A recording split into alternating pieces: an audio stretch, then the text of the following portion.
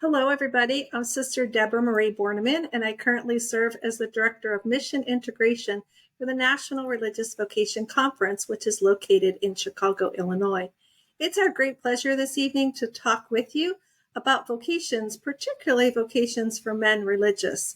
And this evening, we have several guests who will be talking with us about their vocation, as well as what would be most helpful for youth ministers in talking to teens, their high school teens, about vocations to religious life. So we'll start off with Father Joshua, if you want to introduce yourself. Hello, everyone. My name is Father Josh. I am a Trinitarian friar in ministry in the Northeast, in the Washington Archdiocese, at our Catholic high school, DeMatha Catholic High School in Hyattsville. Brother Luis. Hi, I'm Brother Luis Ramos. I'm a Marist brother.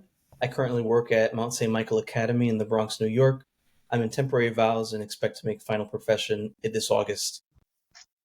And Father Andre. Hi, everyone. I'm Friar Andre Marie Miller. I'm with the Order of Friars Minor Conventual. I'm in my second year of studies of Simple Vows here in Washington, D.C., studying at the Catholic University of America, studying towards priesthood. Thank you very much. And just for fun, since this is for youth ministers and their teens, why don't we go back to those high school days? And if you could, what's the name of your high school? Where is it located? And what class were you? What year did you graduate? Father Joshua? So I'm a public school kid through and through. I come from the most southern tip of deep South Texas, so there was no Catholic high schools near where I grew up. So my parents said, "Well, we're not driving an hour and a half to take you to school." So I was in public school all the way, elementary, middle school, high school, and I graduated in 2006. And what was the name of your high school? Oh, I graduated from Veterans Memorial High School in Mission, Texas. Thank you. Brother Lewis. I graduated from Mount St. Michael Academy, the school I'm teaching at now, actually, and I graduated there in 2011. That's where I met the first brother I ever met in my life. Thank you. And Friar Andre Marie. So like Father Joshua, I'm also a public school kid. I graduated from El Dorado High School in Albuquerque, New Mexico in 2019. Thank you. I went to public school as well in Pittsburgh, Pennsylvania. I'm a graduate of Taylor Alderdice High School. It was in the Jewish section of Pittsburgh, and I'm from the class of 1983. So with that, I want you to think back to high school. Were you thinking about religious life in high school? Was it just a passing thought? Was nowhere near your heart? So think about, what were you thinking about in high school for religious life? And then what's your earliest memory pondering what it would be like to be in religious life? Can you share a little bit about that? And Father Joshua, why don't you go ahead first and lead? And then when he's finished, Brother Luis, just go ahead, and Friar Andre as well. Sure. So I'm actually a convert to the faith. I entered the Catholic Church in high school and jumped right in with my confirmation class and was confirmed as a sophomore in high school. And right after, I don't know if I was on had a really great retreat experience, or we just had a really vibrant youth group at my home parish. I told my parents right away, I said, "I think God's calling me to be a priest."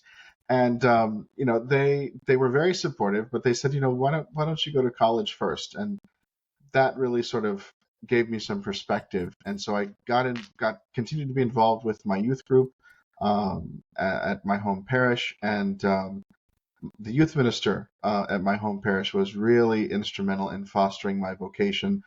He was the first person to ever give me a rosary, right? So actually gave me a tool that helped me to focus my prayer life and to focus my prayer intention on asking for God's intercession to help me discover my vocation. So, yeah. My first introduction would be in high school, right when I was registering for high school, and I saw this brother principal who was wearing a habit, and I had no concept of what that was or what it meant. I asked my dad, "What's that guy wearing?" He said, "It's a habit. It's a religious habit." I'm also a convert to the faith. My parents are non-denominational ministers, in the Bronx, New York. And going through high school, they always had sent me to Catholic schools, grade school, high school, and college. And so that had a profound effect on me. And I felt very comfortable in that area. And they've been very supportive of me in college, moving into RCIA, and then also joining Formation in 2019 with Marist Brothers. And so that was my first experience and exposure to religious life, was in high school. I guess particularly religious life I wasn't really exposed to until after high school, when I graduated. And that was with a conventual Franciscan friar, actually, in Albuquerque. He was the only conventual friar in Albuquerque. But that's when I was 20. So as a cradle Catholic, I had never been exposed to it except for diocesan priesthood. And so I remember that being kind of strange, but also very exciting at the same time. It was very different from what everyone else was living. And so that, I think, attracted me a lot. Thank you. So, considering that friends are more likely to encourage someone to discern their vocation to religious life than their parents or even grandparents, I'm going to talk a little bit about your family and your friends. Like how did they encourage you while you were discerning your vocation and soon after you entered religious life? What do you think were some of the most helpful things they did? And if there was something, without embarrassing them, but was not so helpful? Sure. My parents were supportive from when I made that first initial announcement in high school, and they said that's great, but they wanted me to spend some more time as I had just become a recent convert. They wanted me to spend some more time being Catholic without jumping into sort of the next thing, right? So, but my family was very supportive. Some of them took a little bit of coming around. My grandmother was supportive, but she would often say, "Oh, that doesn't mean I don't. There's no great grandchildren then from you. Maybe I have to rely on your brother for that." But it wasn't done in a sort of malicious way, just sort of a passing comment here and there. Um, my friends were supportive. All the friends that I went to high school with, we were all in the same youth group together. So as we grew closer together in youth group, I mean, it was all of us at one point or another were asked to think about a religious vocation or a vocation of the priesthood. So there weren't many religious in my home diocese. We had the Oblates of Mary Immaculate and a few Franciscans here and there, but we were most familiar with the diocesan priesthood. So as I started to understand my vocation and my call to community life, um, I knew that the diocesan priesthood really wasn't for me. I need uh, that accountability from that community gives.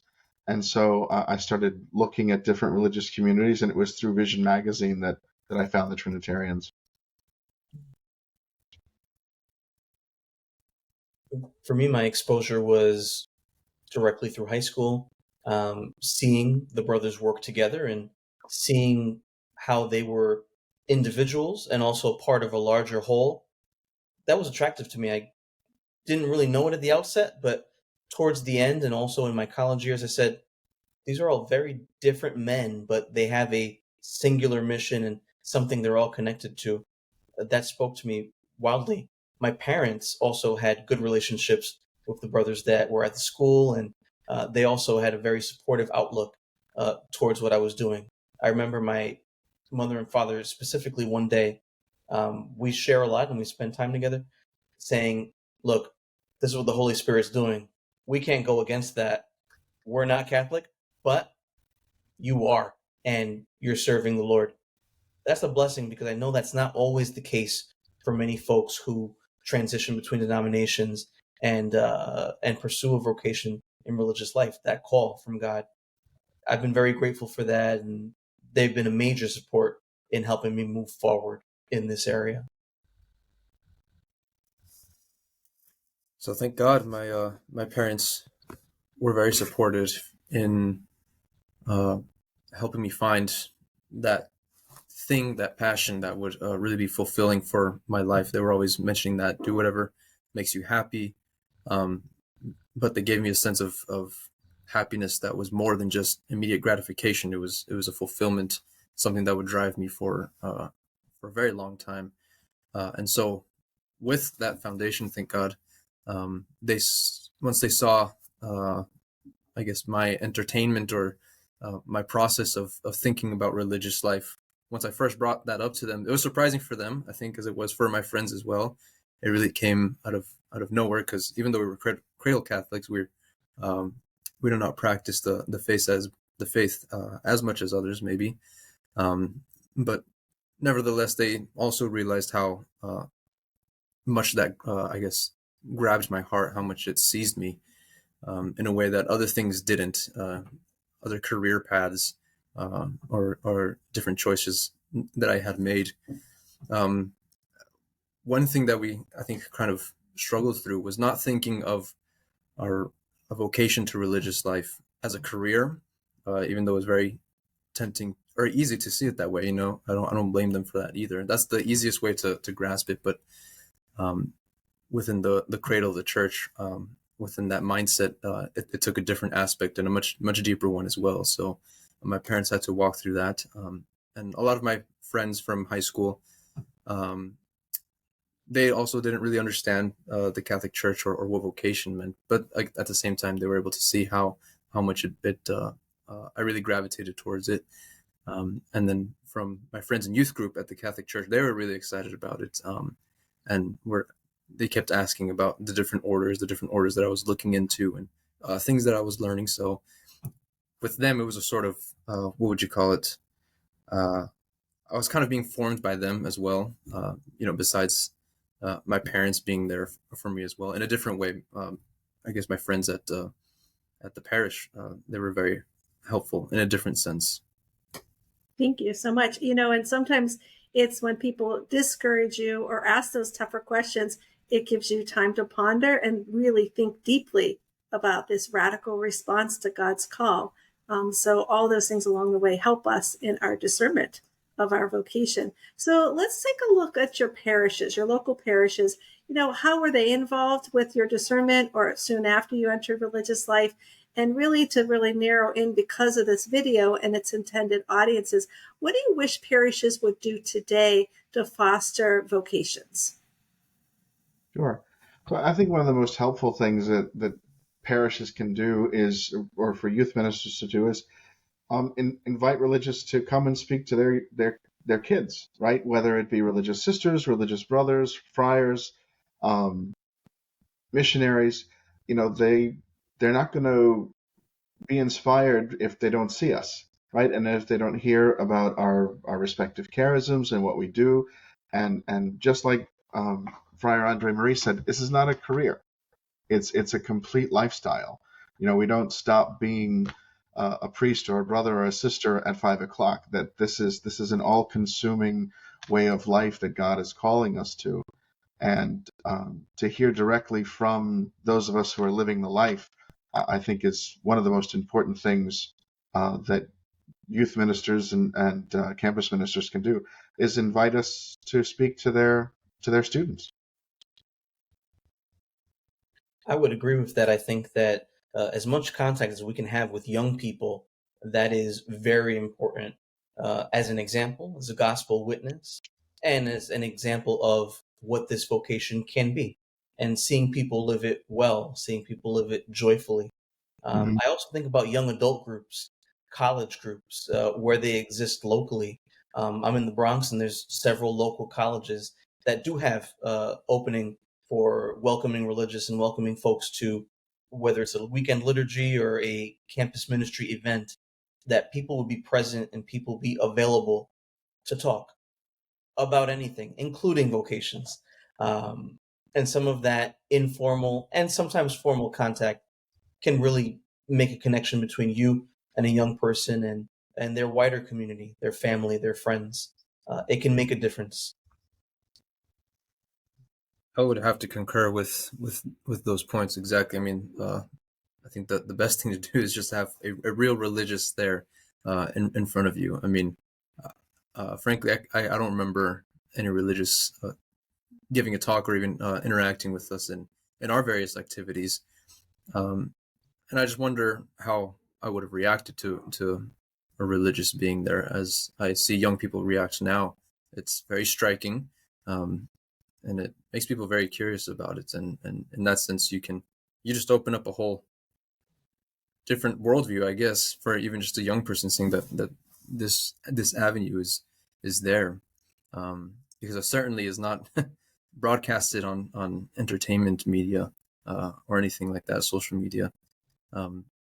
So I would have liked to see a lot of, not many, but and the religious, they were able even in the area, that would have been very helpful, because we could have visited them later and maybe even go on a come and see retreat. I mean, I know those aren't pushed that often in parishes, I think. And, even if you don't have a very strong calling in the moment, I think even just a curiosity is just enough of a spark to enkindle a whole fire. Yeah, I'm listening to each one of you, and I hear that anyone who's a Catholic ought to know, what does it mean, friar? What do you mean, brother? What do you mean, missionary? And yet we seem so timid to get to know, as Father Joshua said, face to face. We'll just look it up on the internet and, watch a video rather than meeting someone. So I guess I'm just going to ask each of you, how do they meet you? And, what would be ways to say, boy, we'd love to have a brother come and talk to our youth minister. How does a youth minister make that connection? And then if you could give like that good 60-second a definition of who you are as a missionary, who you are as a brother, who you are as a friar, because again, that's kind of that vocation lingo that we talk about so easily, but yet I don't know if it was like it for you, but when I was discerning religious life, I just thought all sisters were the same. I mean, I was so surprised that there are over 500 religious institutes for women in the United States and over 200 for men. When I was discerning, I just thought, oh, I guess you just make a choice and go. And it was a surprise. So for you to answer that question, how do they find us to make that connection for those invitations? And then if you could just explain a little bit about your particular vocation in your community. Sure. So most dioceses will have on their website the religious that are active in that diocese, and hopefully they'll have their contact information. We also have all of our various communities also have websites with contact information that's available there as well. So that's just type in religious communities near me, and I'm sure something will pop up, right? That's a great place to start. I found my religious community through the internet, right? There were no Trinitarians in my home diocese, so I had to go cast a much wider net to find my religious community, to find my home.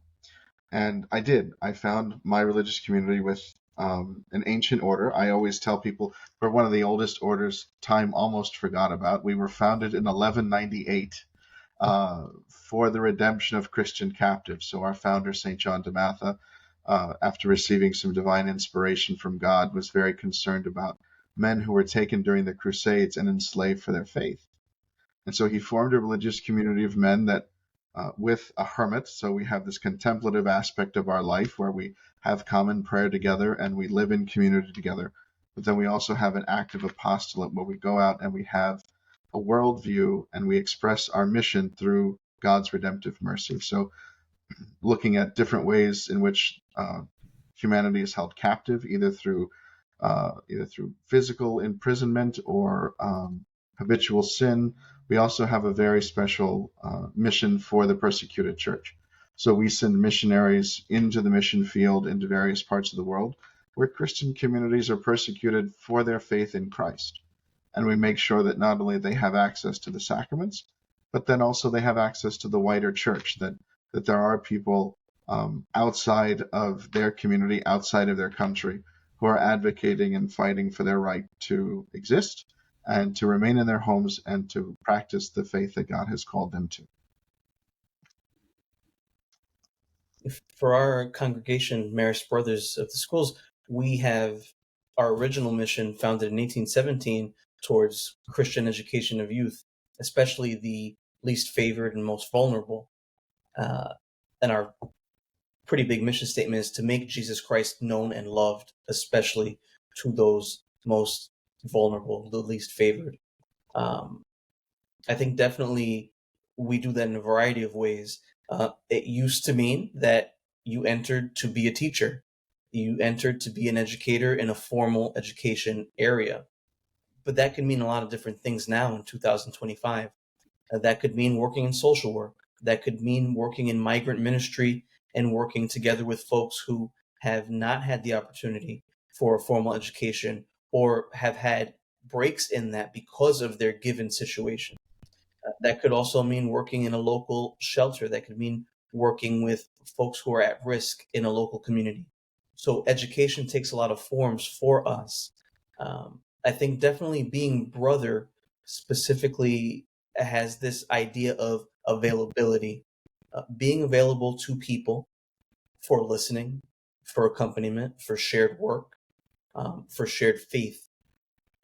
It is oftentimes something where people say, "What don't you do?" And they'll say, "Well, I'm not a priest and I'm not a this." But I'd rather define us by what we do rather than what we do not do. And so we do not take part in sacramental ministry, although we have men among us that have been pastoral associates and working in managing aspects of parish life, but certainly not involved in sacramental ministry directly the way a priest would be. But all the while, because many hands make light work and many hands make everything go. And so we're involved in a lot of stuff, especially school life, especially life of people in local areas through social work and through different ministries.